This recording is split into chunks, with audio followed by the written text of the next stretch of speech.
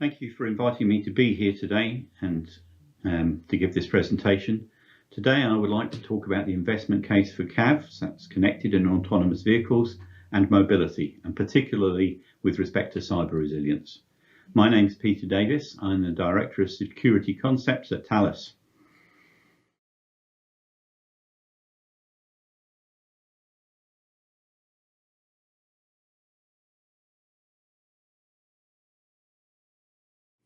So who am I? Where do I come from, and why should you listen? Well, firstly, I'm a security expert with more than 30 plus years of verifying security systems in hardware and software, and those are cyber physical systems. I'm specialised in the convergence of safety and security. That has been my life now for really quite some time. And I'm a leading expert on countering cyber attacks that target supply chain infiltration, together with those that do cyber physical attacks. So very relevant to your area. I have led two cybersecurity aspects for research activities on behalf of the Centre for Connected and Autonomous Vehicles in the UK, and I'm just on the verge of finishing a third one in relation to that. And I chair the ASIN Security Workgroup in the UK. So that's ASIN, the Automotive Electronics Innovation Network. And I do the same actually for the UK Auto Council. So I like to say I do security where it can't afford to fail, and I advise organisations on their legal position in respect to that. So why is this relevant?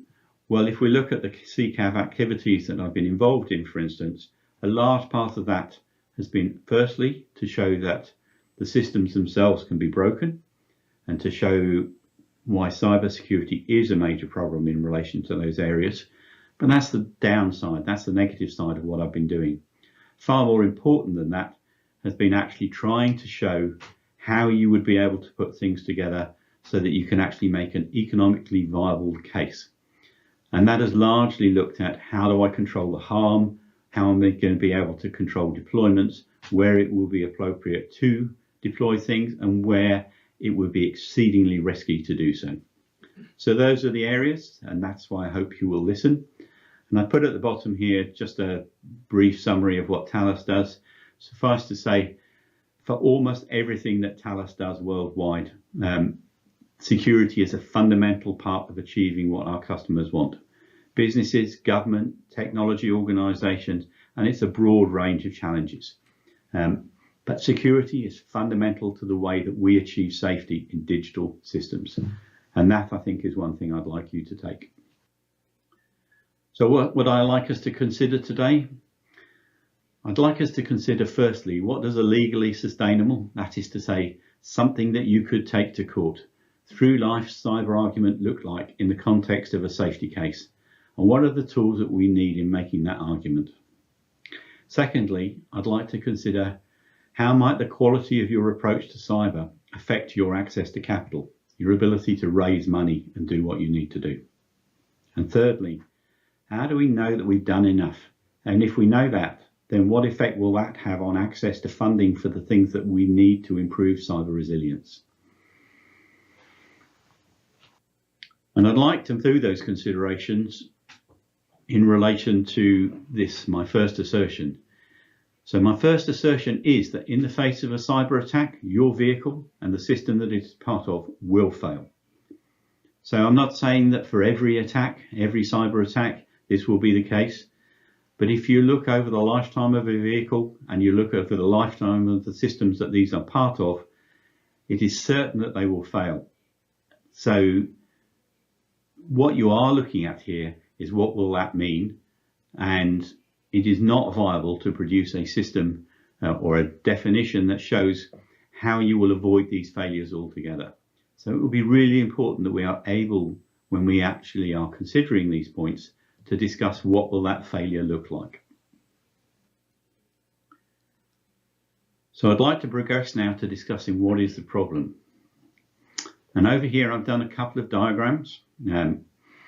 So the first of these diagrams, the one in the top right of the main slide, is designed to show that actually what we're now starting to look at is a system in which the automotive system, the cars, the batteries that are part of those cars, if you've got an electric vehicle, are part of a very connected infrastructure. They're part of the power grid there, for instance. They're part of consumer and entertainment type systems. They're part of sporting events. They're part of an overall connected infrastructure. And in the lower part of the screen here, what I've tried to draw is more centric on the car, just to actually draw a thing that shows we're connected to, for instance, GPS systems. We're connected to wide area situational awareness systems that come with our overhead gantries and our motorways. We're connected to elements such as the traffic lights. We're connected to software systems that are being developed on a worldwide basis. We're connected to other manufacturers' vehicles, who are in turn connected to other manufacturers' vehicles. And to actually put these things together so that essentially what I do perhaps perfectly inside my vehicle is actually part of a connected infrastructure. And we tried to draw a couple of elements here, the devils, if you like. Part of those were explaining, so it was interesting that we managed to find part of the Stuxnet malware as part of a traffic light system. We are always concerned when software is being developed that it may well actually have malware in there. It may be another manufacturer's vehicle that has malware in. And in the case of machine learning, if it's things like the training data sets, they may not ever be present inside the vehicle. So increasingly, we're reliant on things that actually don't exist in our vehicle. So try to put that into context. We have never before attempted to achieve anything that mattered in a system of the scale and complexity of the one we're now relying on. And putting that more specifically for connected and autonomous cars, that they are part of a complex, hyper-connected, bottom-up system with emergent properties for which there's no guiding mind. A system that yields its benefit at scale, it's price sensitive, mobile, vast amounts of data, 103 exabytes a day according to IBM 5 years ago. It's owned by no one. It has both strict and contract liability, which coexists. It's multi-vendor with legal obligations not to exclude suppliers from the supply chain, increasingly integrated with global information and management networks. And it's intertwined and interdependent components which interact. They display adaptive behaviors according to history or feedback, self-organization, emergence, which is not always predictable, centrally controlled or engineered, constantly changes, appears dispositional, lacking causality, and has extreme cascading behavior. Power laws can be observed, and minor input changes can result in major output changes. This is the definition of a complex system. And in this context, you need to consider who's the defendant, who's liable, who's the plaintiff, what's caught and where. So it's not just of academic interest to us.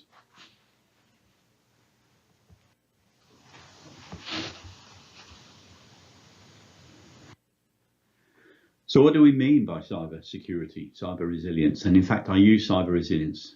I take this definition, I've tried to define this. We've used this over a long period of time. System is resilient if and only if there is justifiable and enduring confidence that it will function as expected when expected. And I've put two bullets underneath here that actually extend that to say it's secure if it has that property in the face of an adversary, and cyber security if it displays that in the face of an adversary that need not be physically present.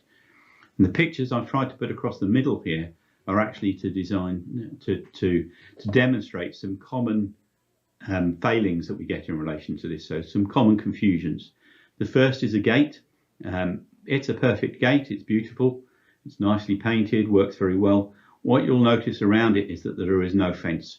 Very often when we try and do security in relation to these types of systems, there is no fence. And what we are doing is internally consistent and defining that it's fine. Over on the right-hand side, we have an example of a concrete building in an earthquake zone. And we are encouraged to harden operating systems, to harden our systems. But the issue we have in relation to that is hardening makes them fragile. It makes them brittle in areas that we had not considered. And that is not wise in a complex system necessarily. So we really do need to think carefully about those sorts of things. And the one in the middle is to keep your interest, but actually I have to thank my friends from Imperial College in London for this. This is an example of a real-time attack against a machine learning algorithm, the sort of thing that you would find in your census, for instance. And is actually demonstrating that with that kind of thing, that the line that we were looking at actually gets totally destroyed. And that is a poisoning attack that you get there. So what we're looking at here is a consideration that essentially says it is an extremely difficult problem. It's a complex system. It's got lots of emergent properties. And in this, we actually also have a cyber resilience imperative that is already born at the board level. It's a C-level executive responsibility for safety, for privacy, and to achieve business value. And yet we tend to talk about these things as though it is purely to do with the technology. That is not the case. And indeed, if you look at the UNECE regulations that are just coming in, you'll find that this is a safety regulation, and it is therefore a consideration to selling vehicles. The consequences of inadequate action are the sorts of things that now threaten company integrity and survival. So I've tried to take examples here going from 3 different areas. Firstly, everybody is familiar, hopefully everybody is familiar with the Jeep hack. This took control of the brakes, the steering, and the acceleration of the Jeep. So it is clearly the case that this is a major problem, and I'm sure that the individuals in that vehicle would have been very happy to be able to take back control. The second is businesses going out of business because they failed to address cyber security attacks or cyber attacks. So in this case, cardiac pacemakers. And those of you that want to can look up what it looked like, and this was muddy waters and essentially the investment community. And the third one here, which is actually not an example from cyber resilience, it was taken from the Dieselgate problems that we have or have had recently, is the Security and Exchange Commission, essentially the financial community being upset that they have been misled by the technical community about cyber security, about problems that there might be when they were being asked to loan money against bonds. And that is something they take very seriously. And there again, you've got people going to court, you've got the inability to raise capital. So what you're looking at here is it's got to be possible to put together a method. And I've tried to summarize that here into what we need to be able to do. We need an operational methodology that is suitable for standardization, for which the methodology itself is capable of being tested in the courts or by publicly appointed regulators. The operators understand what evidence should be produced by it and are able to measure the quality of that evidence, and the evidence produced is capable of being tested in court or by publicly appointed regulators. This is not something we're doing for ourselves. And we have put together a method of doing this that is based on 3 principles and 6 arguments, and fundamentally moves a lot of what you're doing into the operational space from the design space.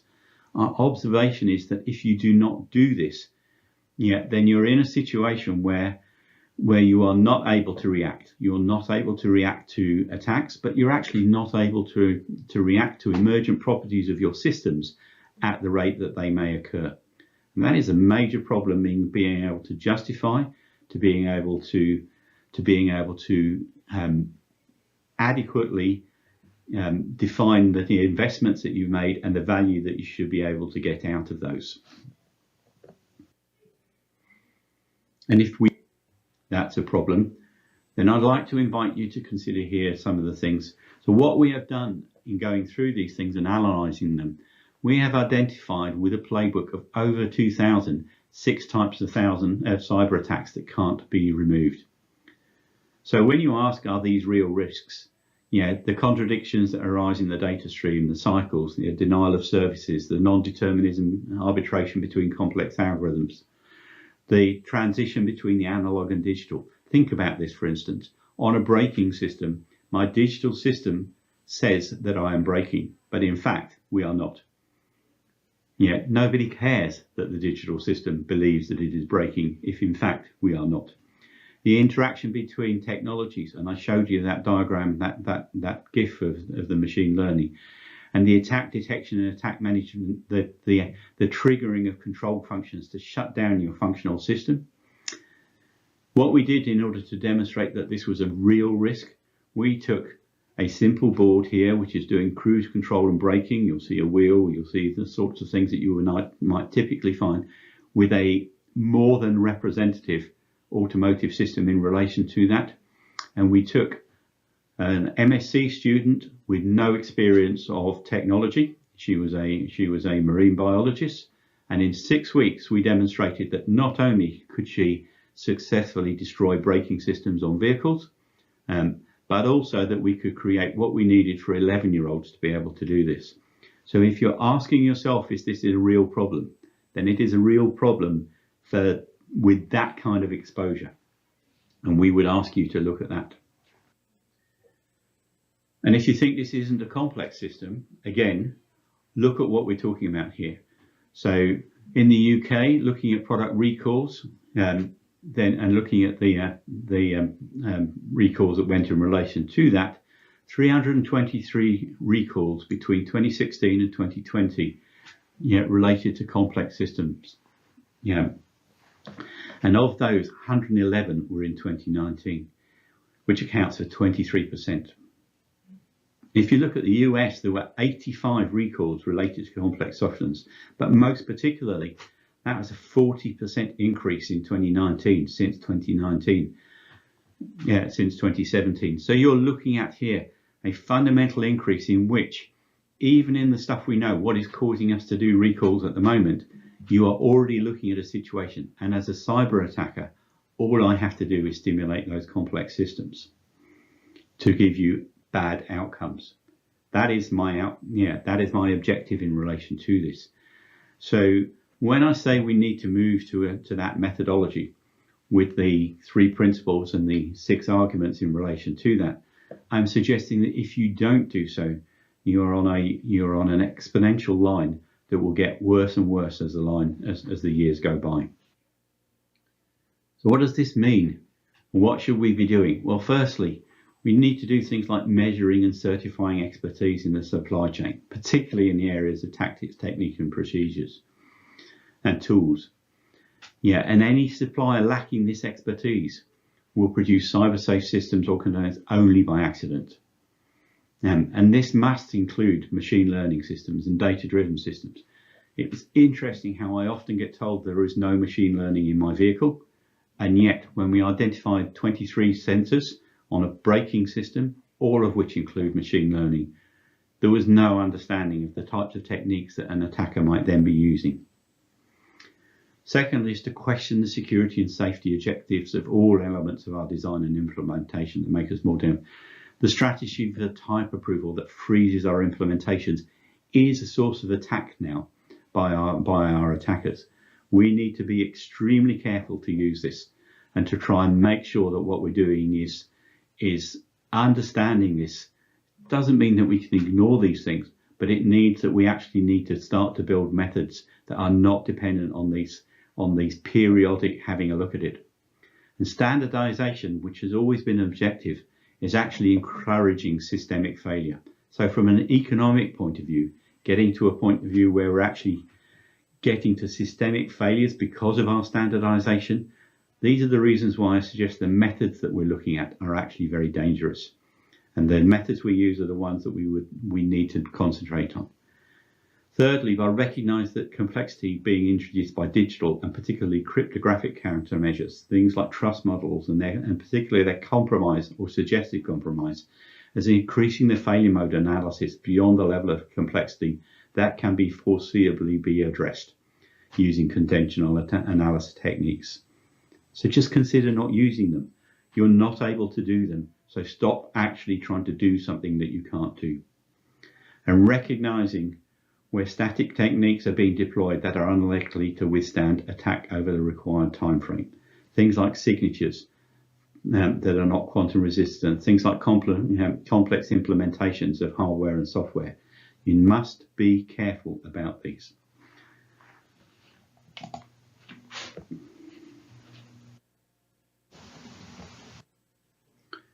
So finally, I'd like to thank you for the opportunity to talk.